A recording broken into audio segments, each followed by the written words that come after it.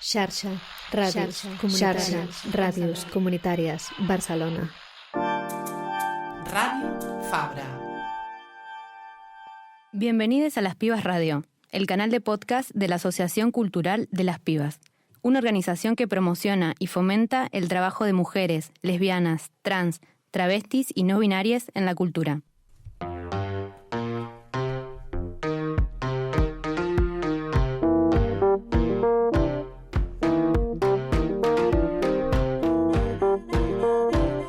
Nada puede salir mal con lo que tenemos. Hacemos lo que podemos.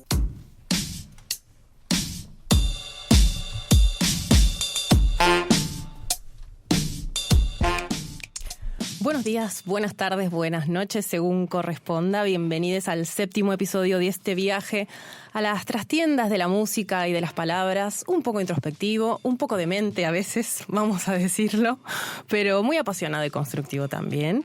Gracias por acompañarnos y a quienes escuchan por primera vez, pónganse cómodos. Esperamos de verdad que disfruten esta escucha. Y dicho esto, quiero darle la bienvenida a Melanie, que se sienta hoy al mic más temprano. Hola, hola. ¿Qué tal? Muy bien. Atravesó las fronteras de la píldora, columna Lecturas Pendientes y se quedó por aquí. Aquí ando. Muy bien, bienvenida. Vio luz y entró, decimos por allá. O como dijo un expresidente argentino que no nos enorgullece para nada, pero la frase se instaló por lo versátil, usted sabe. Pasaron muchas cosas por acá en el último tiempo, como por ejemplo que teníamos una invitada y listo para venir. Y lo llamaron de la tele y se fue a Madrid. Y nos canceló.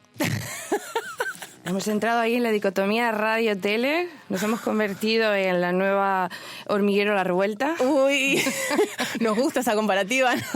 No sé si la compramos. Bueno, alguna a favor, alguna en contra. Nos están robando los invitados. Eso sí. Últimamente. Sí. Pero bueno, quiere decir que estamos haciendo bien, más o menos. Estamos apuntando bien. Estamos apuntando bien. Y que nos pone contentos igual, Sí, que les sí. vaya bien. Así que no vamos a decir Un quién es beso porque enorme. Igual vuelve. Va a venir. Sí, estoy segura. Y bueno, como dijo Susi y yo que en el programa anterior, vamos siendo, y eso implica que, bueno, vamos cambiando un poquito, nos mutamos, nos transformamos, nos constituimos de nuevo. Y bueno, no vas a dejar de hacer lecturas pendientes. Por supuesto que no. Por supuesto que no, pero hoy hay un cambiazo, hay un enroque. ¿Por qué? Lo que normalmente es lecturas pendientes, hoy se agranda, se transforma y se convierte en entrevista, y en un ratito más les presentaremos a la escritora Belén López Peiró, que está aquí con nosotras ya. Pero antes les traigo una recomendación que hoy es sonora, aunque curiosamente las raíces de este disco también vienen de parte de la escritura. Este es el primer tema, se llama Abrimos las ventanas.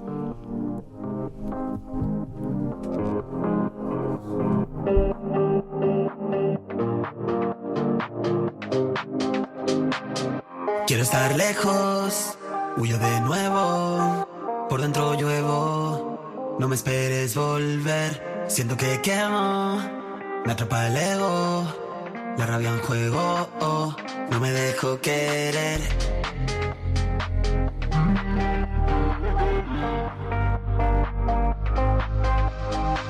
Y si contamos hasta 10 y vuelvo a verte otra vez. Estamos escuchando a Zoé, que es una artista que nació en Badalona, aquí muy cerca de Barcelona, para quienes nos están escuchando desde lejos. Es músico, poeta, biólogo y se especializa en género. También es trans no binaria y autista con TDAH, trastorno por déficit de atención e hiperactividad. Menciono estas características, primero porque él se presenta de esta manera y a la vez porque parte de su activismo tiene que ver con divulgar y estudiar la relación entre el colectivo LGTBIQA+ y el autismo, que lo explica desde un lugar muy interesante. Para que tengan una idea rapidita, lo que Zoé plantea es que las personas autistas tienen una manera de socializar y de relacionarse con las normas sociales diferente a las de las personas neurotípicas.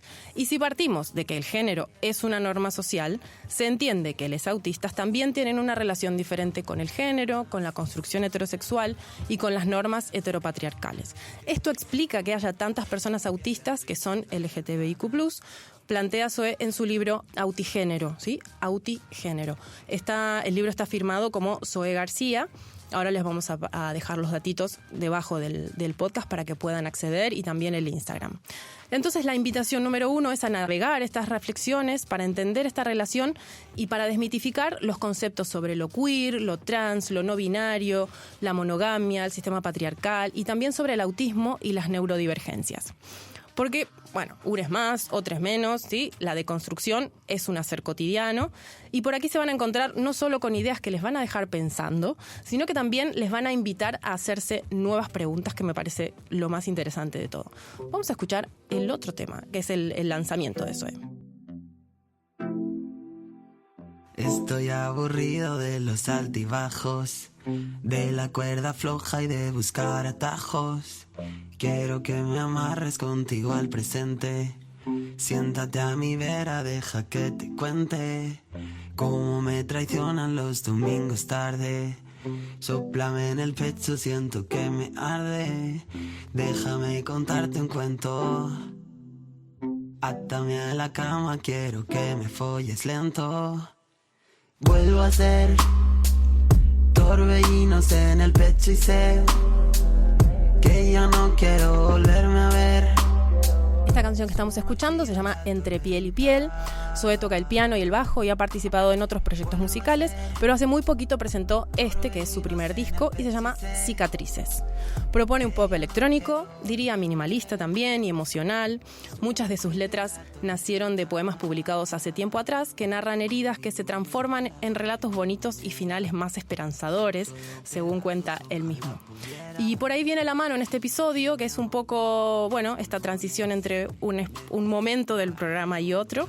Teníamos ganas de hacer foco en la resiliencia, en cómo sobrevivimos y salimos probablemente distintes, fortalecidas de las situaciones adversas que nos vamos encontrando y cómo sanamos y a la vez nos transformamos. Zoe García Castaño está en Instagram como @zoe.grks. Lo van a encontrar igual en la descripción del episodio. Su disco Cicatrices está en todas las plataformas que conocemos y sus libros Autigénero, Guía para la Convivencia Neurodivergente, Fanzine sobre la Muerte y Entropía, que es un poemario, son ediciones independientes a las que pueden acceder desde el Linktree de su perfil, que vamos a dejar también por aquí pegadito. Entonces, les invitamos a esta escucha interesante y a esta reflexión que propone Zoe, y nos vamos de este segmento con el último tema, que se llama No me voy.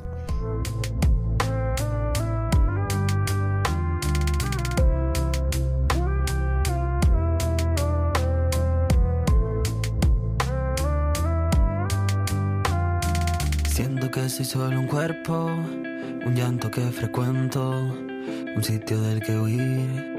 No hay sitio para mí. Siento mi pecho en movimiento, tormentas en los dedos, un sitio del que huir. No hay sitio para mí. Siento que voy siendo un rastro que consiento, pienso lo que siento y miento más que pienso. Quiero ser aliento, tiendo a ir cayendo, viendo movimiento, suelto el sufrimiento. Creo que me pierdo si me busco y no me encuentro, cubierto de miedo, solo en el desierto, pidiéndole lluvia, sintiéndome muerto, las manos arriba y el pecho abierto. Siento que soy solo un cuerpo, un llanto que frecuento, un sitio del que huir. No hay sitio para mí. Siento mi pecho en movimiento, tormentas en los dedos, un sitio del que huir. No hay sitio para mí. Siento que voy siendo un rastro que consiento, pienso lo que siento y miento más que pienso. Quiero ser aliento, tiendo a ir cayendo, viento en movimiento, suelto el sufrimiento. Creo que me pierdo si me busco y no me encuentro, cubierto de miedo, solo en el desierto, pidiéndole lluvia, sintiéndome muerto, las manos arriba y el pecho abierto. Hey, yo, las pibas radio, las pibas radio.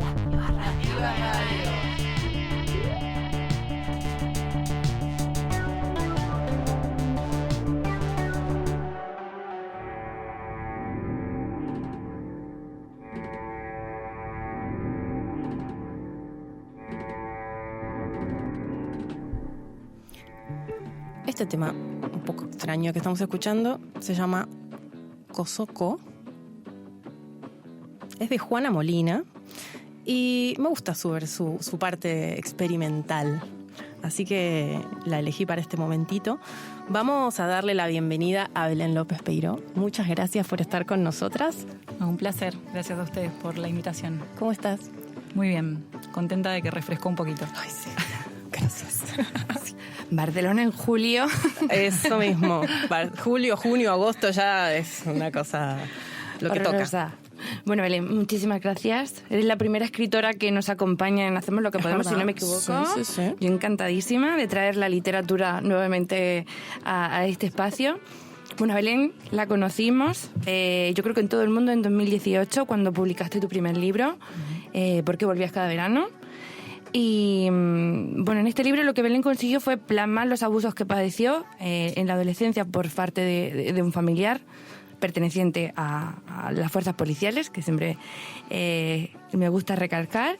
Y más adelante, en tu segundo libro, Donde no hago pie, donde nos relata el periplo judicial que encauzó para denunciar estos abusos. Y bueno, actualmente vives en Barcelona. Sí. La podemos escuchar en su podcast, Cuentan, que recomiendo. Y también en tus talleres de escritura, si no me equivoco, Belén. Sí. ¿Sigues haciendo así periódicamente talleres? Sí, talleres sobre todo de lectura y escritura. Un poco como me parece muy necesario romper con la dinámica del escritor solitario que durante muchos años se hizo presente, sobre todo como en la literatura, ¿no? Esa figura que era muy difícil de romper, teniendo en cuenta que, no sé, hoy en día hay muchos talleres de lectura y escritura colectiva. Cada día es más importante como esta figura de mujeres y disidencias escribiendo. Y me parecía que eso también, bueno, yo lo hice durante muchos años en Buenos Aires, en el taller de Gabriela Cabezón Cámara, que es una autora argentina. Ahí fue donde escribí mis novelas y me parecía necesario que ese refugio que a mí me dio tanto, poder traerlo conmigo y poder transmitirlo a otras personas, ¿no? Claro, porque, bueno, ella publicaste el libro en 2018, ¿no? Uh-huh. Que si viajamos un poquito en el tiempo, era un año en el que estaban pasando muchas cosas en el mundo. El año anterior arrancó el Me Too en Estados Unidos, que fue quizá la parte más globalizada, donde muchas mujeres denunciando al productor Harvey Weinstein comenzaron una ola, ¿no? Feminista en contra de los abusos. Y en Argentina, ¿no? De una manera más local o nacional, ¿no? El movimiento Ni Una Menos, ¿no? Si no me equivoco, que comenzó un poquito antes, 2015, un poquito antes, ¿no? Uh-huh. Y antes de que no se hablaba de nada de esto, que no teníamos tantos referentes ni tanto el libro, ahí aparece tu libro, que yo creo que en toda Latinoamérica corrió como una mecha, porque en ese momento en el que no existía todavía tanto el libro donde alguien pudiese narrar de esa manera su experiencia, aparece el tuyo. Y creo que ha sido también otro referente para otra gente en tu país y en el resto del mundo para ir más adelante. Y como decía, si no me equivoco, tú lo que hiciste fue tu experiencia convertirla en arte, ¿no? ¿Cómo fue eso? Sí, bueno, para mí es importante, está bueno el empezar contextualizando, ¿no? Porque si vamos un poco antes también, la denuncia judicial la hice en 2014, claro. En un momento donde ni siquiera estaba el Ni Una Menos en Argentina. Claro. Sí, las noticias eran quizás un femicidio, ¿no? Sí. Relatado como crimen pasional. Primero era muy difícil nombrar femicidio, ¿no? Todavía se hablaban de crímenes pasionales. Y por otro lado, cuando había un crimen o una denuncia por cualquier tipo de violencia sexual, siempre la culpa en los medios de comunicación estaban puestas en quienes denunciaban, ¿no? En ese contexto, yo, bueno, por esta situación de abuso intrafamiliar en la infancia y sobre todo cometido por alguien de las fuerzas de seguridad, sentí por un momento la necesidad de poder denunciar, sobre todo a raíz de una conversación con una de mis primas. Esta sensación de que si yo no denunciaba, la historia iba a volver a repetirse, ¿no? Sobre todo al enterarme que una prima más grande que yo también había vivido la misma situación. Entonces, al sentir esa responsabilidad, incluso con 20 y poquitos años, 21 por ahí, decidí llevar adelante la denuncia, escribirla, y esa fue la primera vez que de alguna manera las palabras se materializaron en escritura. Y pocos años después, a partir de la lectura de un libro de Cabezón Cámara, que era Le viste la cara a Dios, que habla de la víctima de una víctima de trata, yo acudo por primera vez a estos talleres de escritura. Y es a partir de una consigna de Abuelas de Plaza de Mayo, no sé si las conocen. Bueno, vos sí, Ani, claramente. Pero que nada, que son realmente abanderadas por los derechos humanos en Argentina y una presencia bastante permanente en los medios de comunicación también y en las calles. De pronto convocaban a jóvenes a escribir alrededor de la palabra identidad. Cuando sueltan esta consigna en el taller, que bueno, la realidad era presentar un texto para que forme parte de una antología que se publicaría, yo me llevé la consigna como en la cabeza para ver si surgía algo. Y lo primero que me surgió alrededor de la palabra identidad, que bueno, repito, en Argentina estaba muy asociado a los crímenes durante la dictadura militar, y yo pensaba, bueno, ¿a qué nos referimos cuando hablamos de identidad? ¿Qué nos constituye? ¿No? Y sobre todo ahora con la migración también varía, ¿no? Pero ¿a qué nos referimos? Y en ese momento me pregunté, ¿qué es lo que hace que sea quien soy en ese momento, ¿no? Y era una chica de 20 y pico de años que estaba, quiera o no, muy atravesada por la situación judicial que estaba viviendo, que me estaba enfrentando, que había perdido a casi toda mi familia por denunciar a mi tío, que estaba, digamos, denunciando no solo a la institución familiar, sino judicial y policial, ¿no? Y realmente ese fue como el gran disparador. Y lo interesante, volviendo al taller de escritura, es que en el taller nunca me preguntaron si yo había sido la víctima o no, qué me había pasado, sino que cuando a partir de esta consigna llevé la primera voz, que es una de las voces que arranca la novela, lo único que me dijeron es, wow, qué bueno que está el texto. Y eso es lo que te transforma, ¿no? En lo que pasas a ser de víctima a escritora, de víctima a protagonista de tu propia historia. Hay como un movimiento, ¿no? Desde el lugar, imagino, que lo puedes narrar, ¿no? Te permite una fortaleza diferente para escribir, poder contarlo de esa manera. Yo creo que en esas instancias donde de pronto ni lo que te ocurrió es responsabilidad tuya, ¿no? Sino que realmente en el abuso sexual es muy difícil tener dominio porque sentís que el cuerpo es expropiado por otra persona, sentís que no tenés como dominio sobre... Y con el tiempo eso también va empeorando, ¿no? Porque es muy difícil como recuperar dominio sobre un cuerpo que vos sentís ajeno. Entonces digo, para mí fue muy importante poder sentir y entender que tenía dominio sobre las palabras y que había palabras que podían narrar lo que había vivido y no eran conceptos vacíos, ¿no? Porque realmente iba a la justicia y los conceptos víctima, victimario a mí no me decían nada. Las formas de narrarnos en los medios de comunicación me hacían sentir avergonzada, culpable. Entonces yo decía, ¿de qué manera podemos apropiarnos? ¿De qué manera puedo apropiarme de lo que me pasó? Sentir un poco de dominio con las palabras para poder mostrar qué hay detrás de esas palabras y de una manera que no sea revictimizándome, ¿no? Y de alguna manera al ir a un taller, imagino que estar con otra gente, al constituirlo un poco más en red, ¿te ayudó esa experiencia en lugar de hacerlo desde tu anonimato o tú sola? Totalmente. Bueno, vuelvo un poco al principio. Para mí no existe la escritura en soledad. Sí hay un momento donde volcás en el papel, pero para mí es un hecho realmente colectivo la escritura. De la misma manera que una cosa es leer en soledad y otra cosa es poder conversar con otra persona. Además de entender la lectura como un movimiento activo, ¿no? Individual, pero activo. Pero más allá de eso, yo creo que también fue la importancia de entender que era un hecho político, sin dudas, porque estaba hablando de un abuso sexual, pero por sobre todas las cosas era un hecho literario.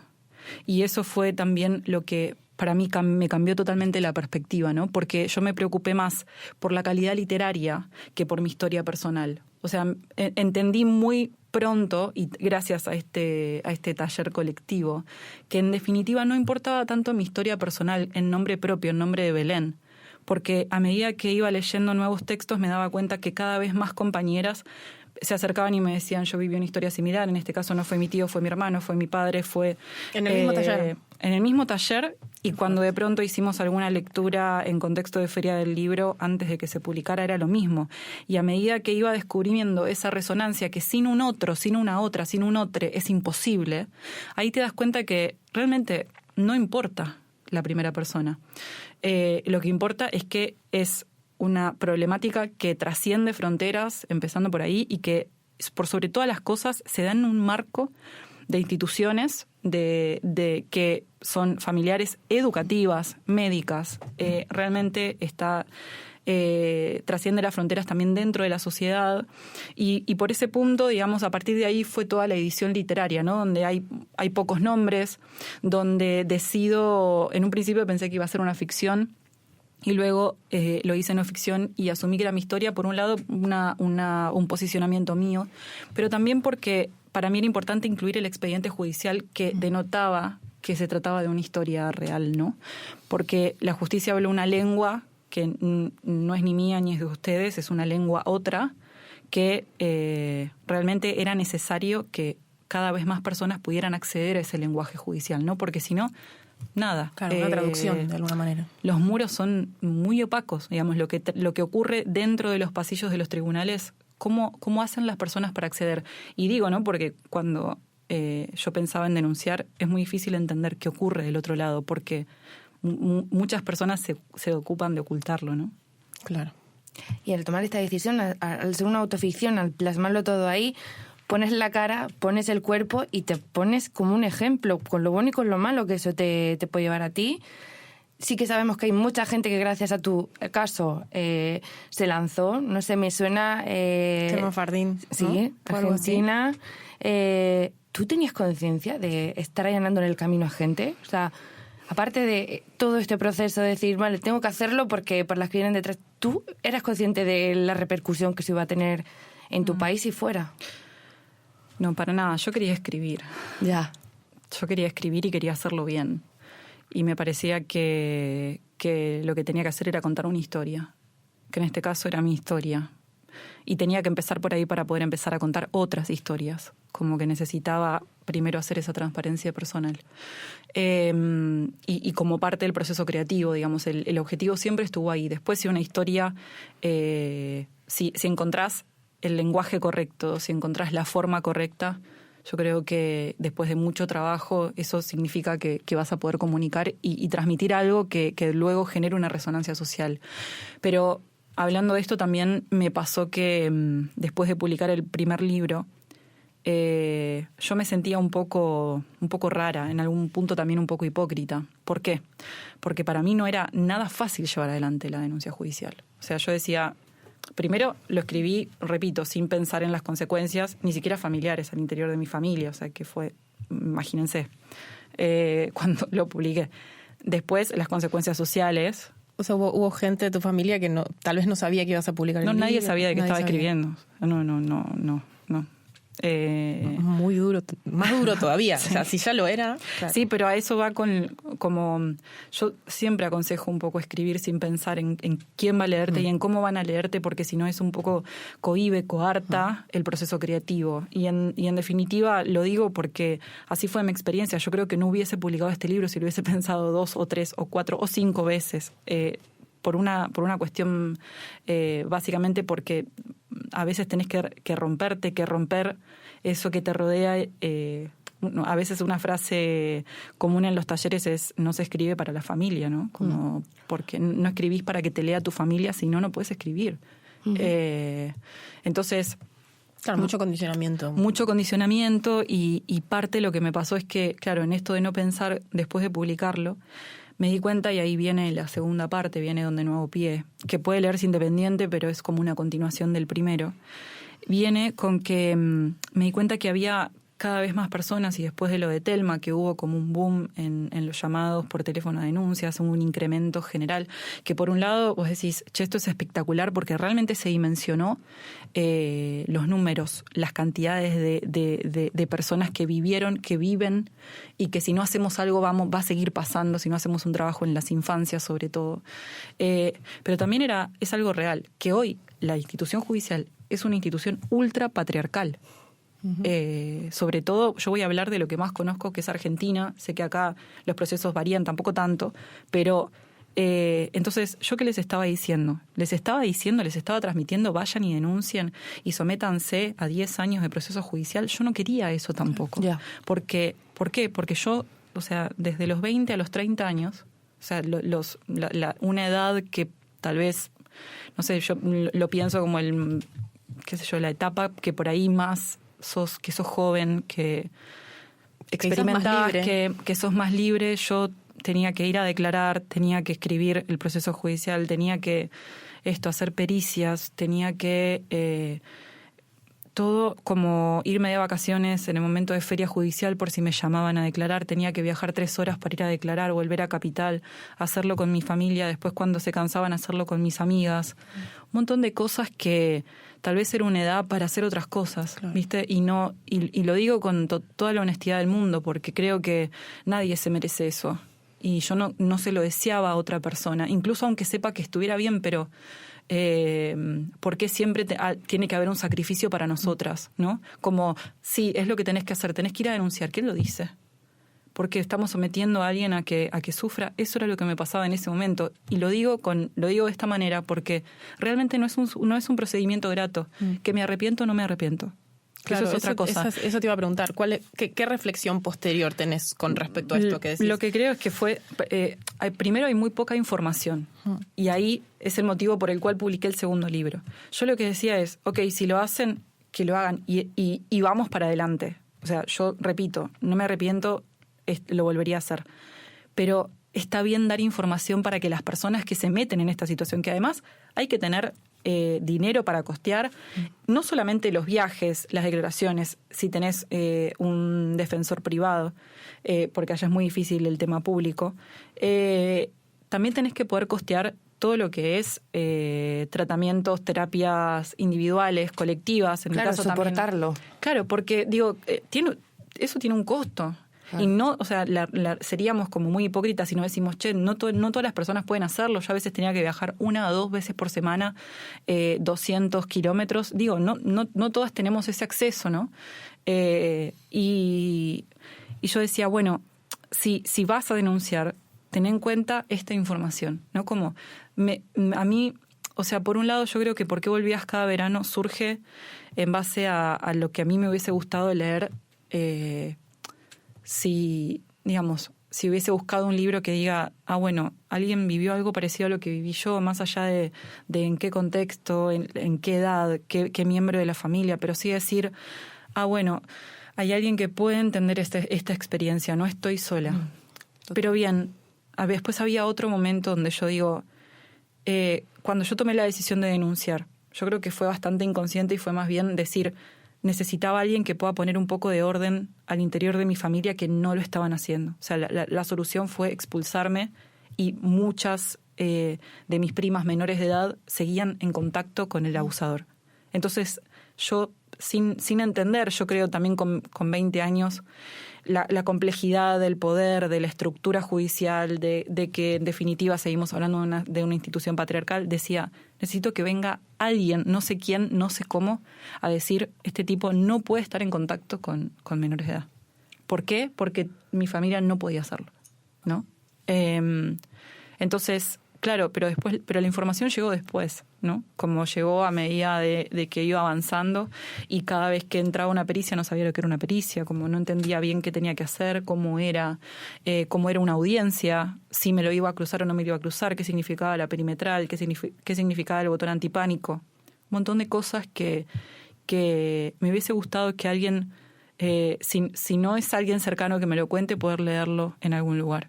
No sé si les pasa, pero a veces cuando vivimos alguna experiencia decís, o escuchar un tema, o escuchar un podcast, o leer un libro que pueda tal vez darnos... No estoy sola. O una guía, como cuando te pones de cero a hacer una cosa. ¿Cómo atravesar un proceso judicial dificultoso, doloroso? Afortunadamente, Belén, salió bien. La justicia te dio la razón y yo leí tu columna en El País cuando esto ocurrió, creo que fue en enero del 23, puede ser, hace 2 años y algo, y decías que por fin esto era un punto y aparte que necesitabas para ahora llevar tu proceso creativo por fin a otro punto, ¿no? A crear otro mundo, a poder ser otra escritora que tú no hubieses querido ser. Tú hubieses preferido crear otros libros, pero bueno, esto fue lo que te pasó y ahora por fin pudiste seguir adelante. ¿Qué has estado haciendo, si nos puedes contar? Sí, bueno, vengo hace como 4 años o 5 escribiendo una novela que me está llevando mucho tiempo y tiempos que no van con los tiempos de producción capitalista del mundo que vivimos ahora, donde te puedes tomar ese tiempo libre. No, es como escribir en los huecos, más que fui madre hace 9 meses, entonces la escritura es de noche y a deshora. Pero bueno, sale a principios del año que viene, es una novela de ficción y bueno, ojalá que la lean y les guste. ¿Y se publicará primero aquí en España o en Argentina? Automáticamente en las dos. Será... Sí. A mí me gustaría preguntarte también cómo fue ese acompañamiento, que seguro que lo hubo, a pesar de que la familia no estaba de acuerdo con toda esta situación y con la decisión que habías tomado. ¿Quiénes estuvieron ahí haciendo de red, que es tan importante? Digo, desde el taller de escritura que te llegó esta propuesta que te disparó la idea, hasta, no sé, supongo que habrá habido amigas, ¿no? Sí, totalmente. Primero hubo una reconversión del núcleo más íntimo y con eso me refiero a madre, padre, hermano, que fue como, en esto de no escribir para la familia, también fue importante entender que yo creo que fue a partir del libro que tomaron realmente conciencia de... Viste, hay muchas cosas que no decimos en el ámbito privado, que es muy difícil decirlas y también recibirlas con cierta calma. Y yo creo que miedo a preguntar. Sí, ni hablar. Pero yo creo que la escritura permite registro y un libro es bastante atemporal, entonces podés ir y volver y con el tiempo que cada uno pueda. Y creo que eso fue bueno, lo hicimos como la mierda, ¿cómo volvemos a empezar? Y eso creo que pasó con nosotros y fue muy interesante y ahí vamos. Y también entender que como tomar conciencia de que esta construcción también se da en estos núcleos, ¿no? Y ahora yo soy madre y digo, la realidad es que este vínculo no es para siempre ni está dado, sino que día a día hay que construirlo y hay que tomarse el tiempo y nada, y me parece que eso es importantísimo. Y después la conciencia absoluta de que justamente esta construcción también está por fuera de eso que vino con nosotros cuando nacimos y que de pronto es lo que conocemos, y cuando todo eso se cierra, se termina, hay que buscar en otro lugar. Yo creo que lo asocio mucho al proceso migratorio, porque creo que cuando migré no había tomado conciencia que ya había migrado al interior de mi país. Quiero decir, como cuando tuve que de alguna manera abandonar el pueblo, donde tenía las personas que eran más cercanas a mí, mi familia, muchas amigas, y de pronto me di cuenta que no podía volver porque ahí estaba el abusador, estaba todo como... Fue una parte de mi vida que tuve que dejar y construir todo en la ciudad. Es como de alguna manera empezar y volver a construir lazos, y tal vez si los fines de semana estaba con amigas o familiares del pueblo, empezar a hacerlo con otras amigas en la ciudad, empezar a construir esa familia que por ahí ya no existía o existía a medias, buscarlas en otro lado, buscar el refugio en otro lado. El taller de escritura fue un refugio para mí. Mi tallerista y mis compañeras me acompañaban al pueblo a buscar el expediente, me acompañaban en otros procesos que para mí eran bastante complejos. Y creo que eso es muy importante porque, qué sé yo, te da herramientas para la vida y también te permite como cierta libertad y cierta soltura, no viendo la parte, o sea, hubiese estado buenísimo que no pase, pero pasó, y creo que es como que te permite ver desde distintos ángulos la realidad, lo real, las formas afectivas, las formas de poder formarnos, querer, movernos, la libertad, qué sé yo. Yo creo que la migración también estuvo asociada mucho a ese proceso, sí. A Belén la tenéis en su Instagram, Belén López Peiró, y yo creo que en 6 meses tenéis un nuevo libro de ficción que saldrá en lecturas pendientes seguramente. Seguro. Y, yo quiero agregar una cosa más. ¿Sí? Porque pensé que ibas a preguntar, entonces estaba dando pie. Pero yo quería preguntarte, Belén, ¿cómo es tu relación con el humor y con Y con tu reconstrucción personal, digo esto, ¿cómo convertir el dolor en risa? O son cosas que van por caminos paralelos, ¿no? Porque son experiencias duras y desgarradoras, pero que a la vez no podemos permitir, distintos, ya sea la experiencia que cada una haya tenido, pero es como desde un lugar una dice, yo no puedo permitir que esto me robe la vida y que me quede ahí para siempre, ¿no? Sobre todo, habiéndote sucedido tan de pequeña, es como que, ¿qué hago? ¿Me llevo esto para el resto de mi vida? ¿Cómo lo sentís? ¿Cómo lo pensás? Bueno, yo creo que cuando escribí la nota del País, para mí fue muy importante porque me acuerdo que después de publicar el segundo libro y cuando salió la sentencia, fueron muchas las personas que me dijeron, y entonces el tercero y el cierre, y porque fue un proceso de juicio oral.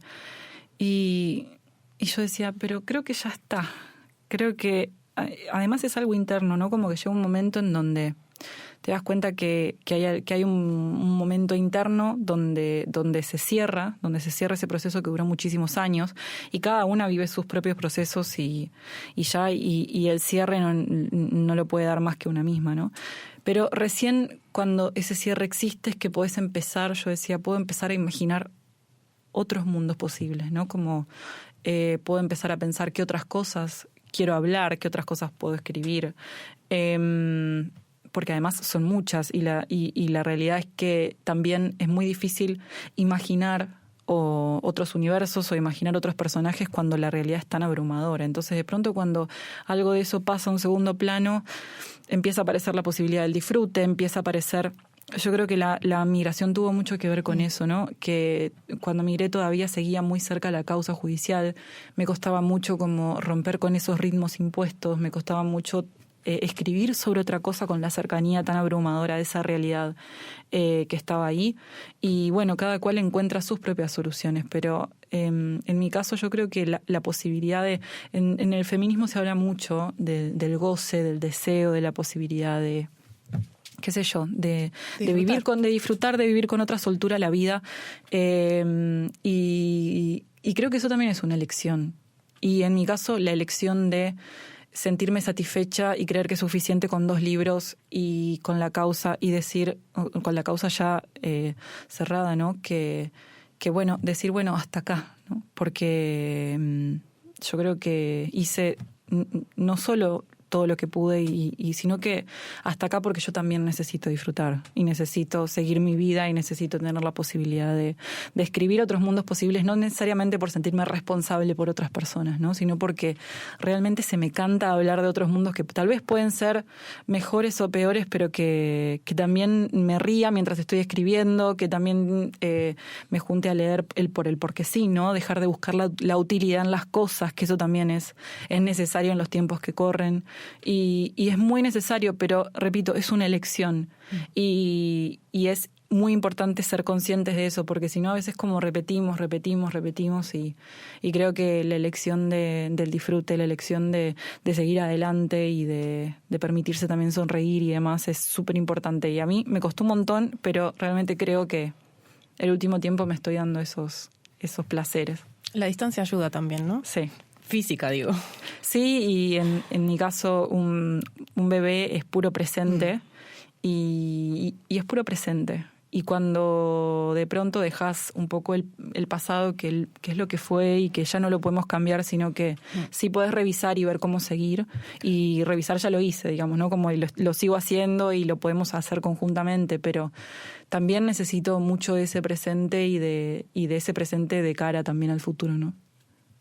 Muy lindo, muy lindo. Sí, es necesario. Ahora sí, bueno, muchísimas gracias por haber venido. Y lo dicho, ojalá vuelvas aquí con nosotras para presentarnos la ficción. Gracias por esta reflexión sobre la maternidad, la migración, tu trayectoria y sobre todo esta resiliencia o este proceso reconstitutorio que tiene también la escritura y el arte en sí. Muchísimas gracias por compartir la historia, por hacer esta retrospectiva de tu trayectoria con nosotras aquí hoy. Ha sido precioso hablar contigo, Helen. Muchas gracias.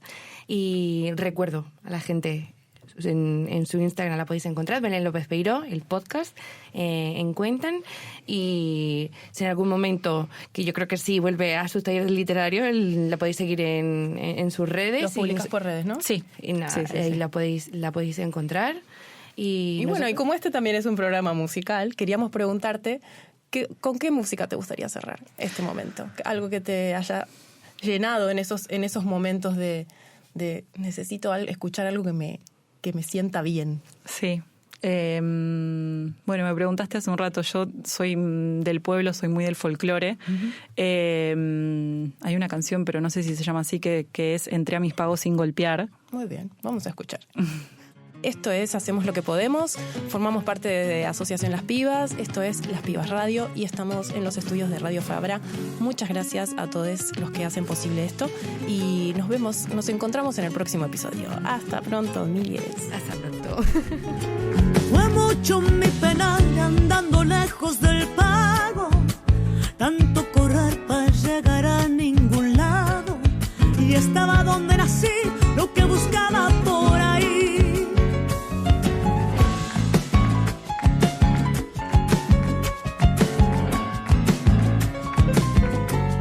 Es oro la amistad que no se compra ni vende, solo se va cuando en el pecho se siente. No es algo que se ha de usar cuando te sirva y nada más.